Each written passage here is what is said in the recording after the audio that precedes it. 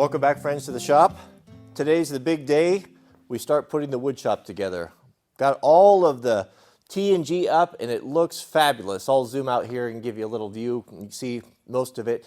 Now over here on the right wall, I was going to do something a little bit different, but I like this select deck so well, I'm going to order more and finish that out and just do the whole thing. It's really a nice product. Some folks are asking how much this stuff costs. Each board came out for a 12-foot 2x6, came out to, they were about $17 a piece. So everything that you see here was just about $2,000 for the material to cover all of those walls. So let's take a look at what we're doing today. I'll show you the French cleat setup, and we'll start figuring out placement for our traditional woodworking shop. I've got all of our French cleats laid out here. These are just made out of 3/4 inch plywood, 4 feet long. And what a French cleat is, if you don't know, it's kind of a clever way of mounting things where you're not committed to by just bolting something directly to the wall. You know, if you want to change it or move something up or down or left or right, or you just don't like the placement at all, you know, you end up, you know, it's kind of a tedious process. Where this, if we put the cleats on, we can simply add and subtract things as we like. So kind of how it works is, this is just a small accessory here that I built. You can build anything you want, cabinets and saw holders, bench planes. Those of you guys know remember from the old wood shop, we have all that stuff. And they're just designed to go on here like this, like that. So that mounts up very clever, like that. So the cleats will mount on the wall in the select deck, and then we can add and subtract our shelving as we want. I think this is everything regarding all of the different brackets. We've got our hammer holders and random shelves, our clamp holder, our bench hand plane holder, our sharpening deal.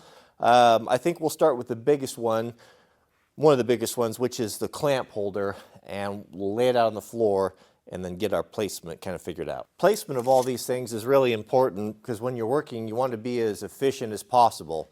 I always give the example of the submarine kitchen, right? They've got to feed all those soldiers, and in such a tiny space, kind of look to those things because that's the peak efficiency, right? And what I found in my old shop, what I really enjoyed was, now this is the workbench. My workbench that we built, the traditional carpentry bench, what was that? Came at 6 feet long. And that was about a perfect size. And to be able to stand here and then have the vise nearby and to turn and to have access to saws or bench planes, or to come over here and have sharpening, ability to sharpen your tools, and the clamps, everything within reach with just only one step or so is very, very handy. So I mocked this up, or just kind of put the legs here to kind of simulate roughly where it's going to be, and then kind of that'll help us decide what we want. So let's start with the clamp holders.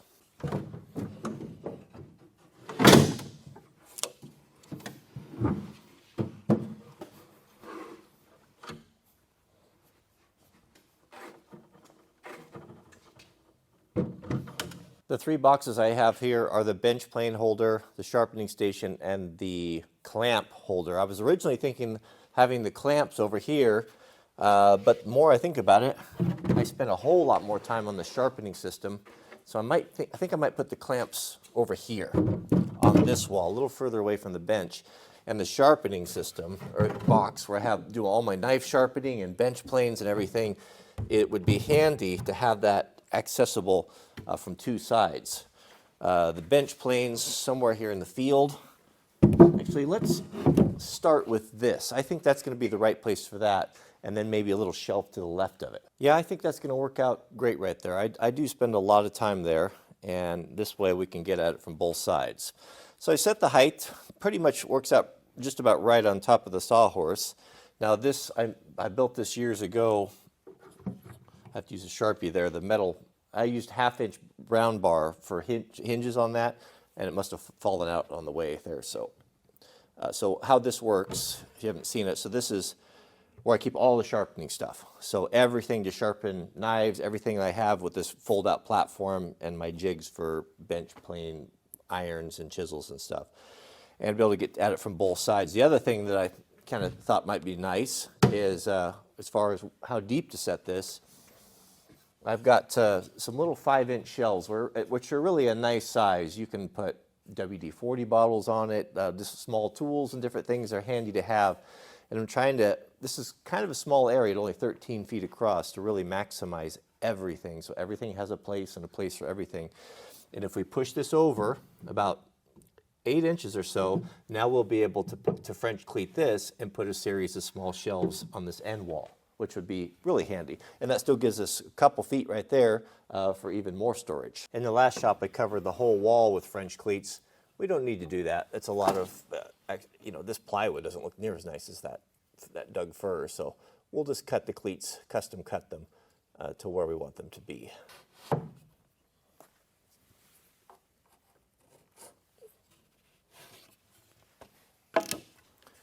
These cleats are 4 feet long.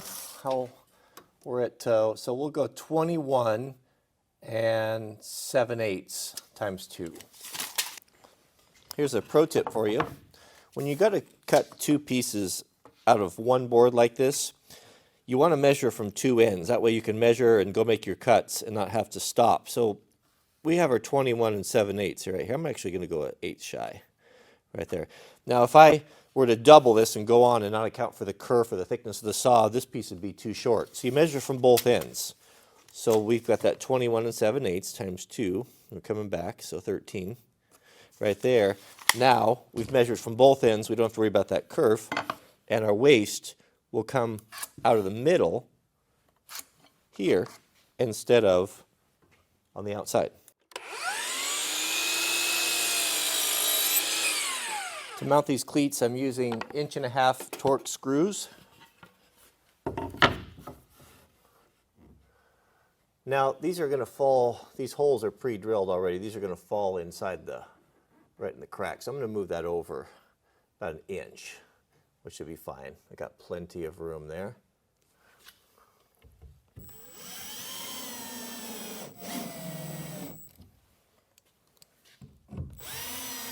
Since I moved that cleat in, I'm going to remeasure this here.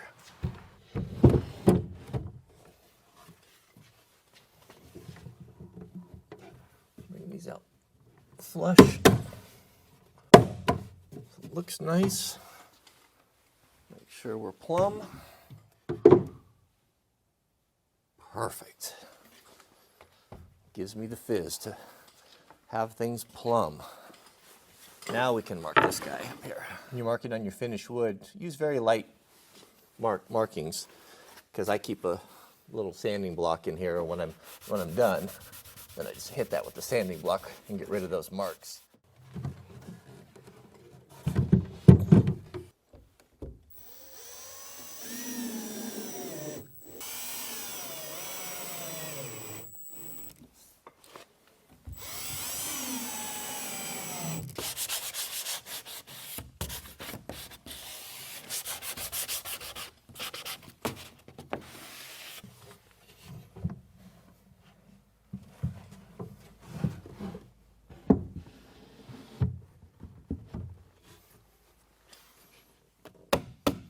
Double check our work here.